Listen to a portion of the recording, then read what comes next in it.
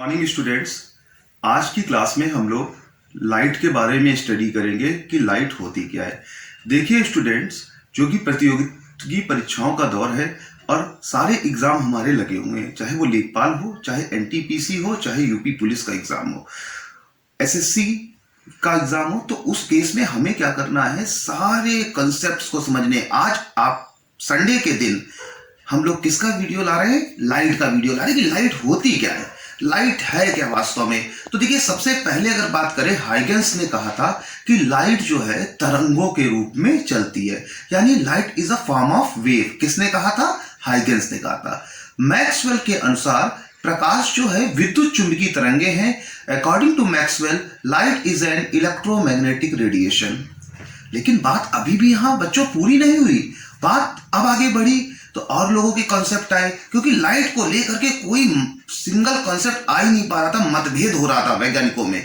तो de Broglie आप लोग जानते होंगे, एक साइंटिस्ट थे जिन्होंने क्या कहा, लाइट तरंग प्रकृति और कण प्रकृति दोनों को शो करता है। Light shows dual nature, particle nature as well as wave nature. लेकिन अभी भी बच्चों बात पूरी नहीं हुई।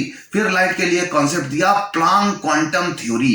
प्लांक क्वांटम थ्योरी क्या है? प्लांक क्वांटम थ्योरी यह है कि लाइट जो है किसी भी लाइट सोर्स से एनर्जी के पैकेट्स के रूप में चलती है, जिन्हें फोटॉन कहा जाता है। ये फोटॉन जिस भी ऑब्जेक्ट पे गिरते हैं, आफ्टर रिफ्लेक्शन हमें वो ऑब्जेक्ट दिखाई देता है।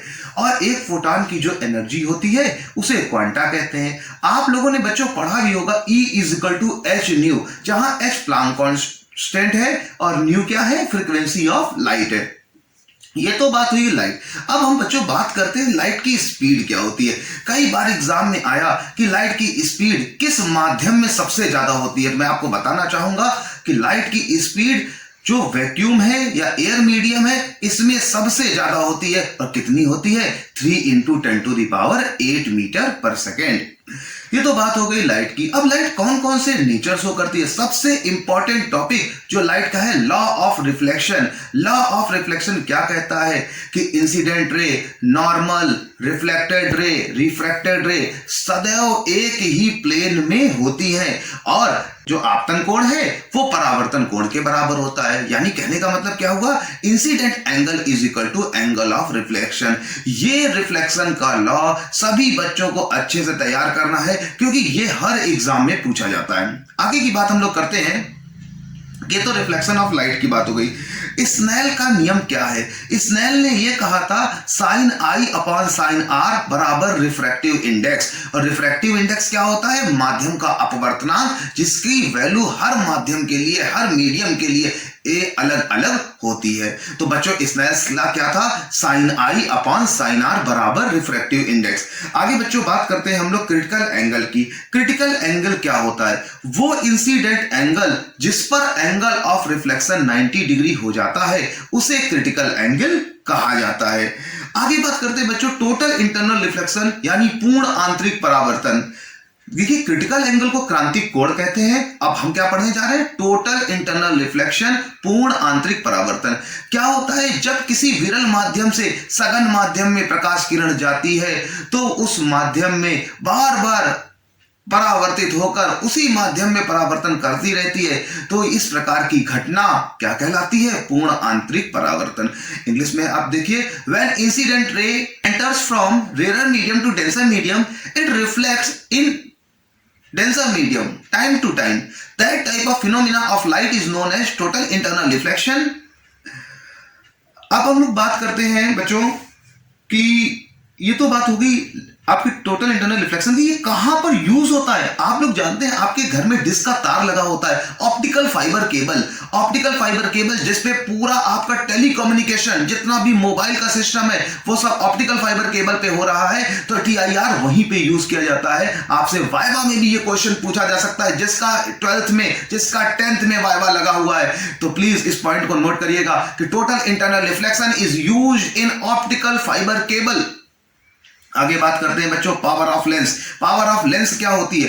किसी भी लेंस की वो पावर जो लाइट रे को उसके पाथ से डेविएट कर दे उसे पावर ऑफ लेंस कहते हैं। और पावर ऑफ लेंस का फार्मूला होता है P = 1/f और यूनिट डायोप्टर। एसएससी के एग्जाम में ये यूनिट कई बार पूछी गई है।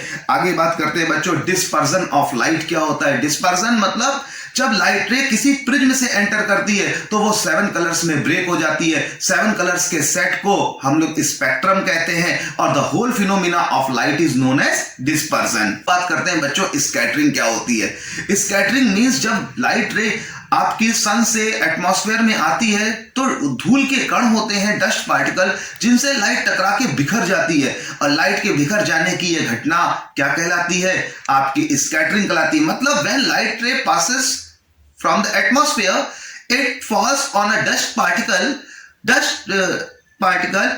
light splits into sun colors or other part. This phenomena of light is known as scattering of light. अब बच्चों बात करते हैं, कई बार एक क्वेश्चन आया आपके पेपर में कि बताइए टीवी में, कलर टीवी में कितने कलर होते हैं। तो याद रखिएगा बच्चों, RGB red green blue 3 colour से हमारी कलर टीवी वर्क करती है और सारे कलर मिक्सचर से तैयार किए जाते हैं। इसके बाद एक क्वेश्चन बच्चों आया था, साबुन के बुलबुले का रंग किसकी वजह से होता है, किस घटना की वजह से होता है। तो साबुन के बुलबुले जो होते हैं, जो सोप बबल्स होते हैं, वो कलर जो शो करते हैं लाइट के इंटरफेरेंस के कारण होते हैं। इंटरफेरेंस की घटना होती है कि अगर हम लोग एक लाइट सोर्स से एक पर्दा लगा दें और उसमें छोटा सा होल करें, लाइट पास करें, तो ड्यू टू सुपर इम्पोज यानी अध्यारोपण की घटना के दौरान कुछ पॉइंट्स पे लाइट के ब्राइट पॉइंट मिलते हैं और कुछ पॉइंट पे लाइट के डार्क पॉइंट मिलते हैं। This whole event of the light is known as interference of light. तो आज की क्लास में हमने लाइट के बारे में स्टडी करी। आप लोग ऐसे ही हमारे चैनल बने रहें, बराबर देखते रहें कौन सा वीडियो जो बोर्ड के बच्चों के लिए, 11th 12th के बच्चों के लिए इंपॉर्टेंट है और साथ ही साथ एसएससी, बैंक, रेलवे और आपके एनटीपीसी लेखपाल एग्जाम के लिए महत्वपूर्ण है।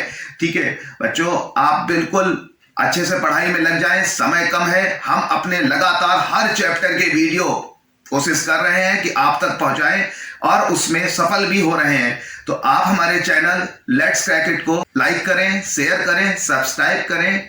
Thank you.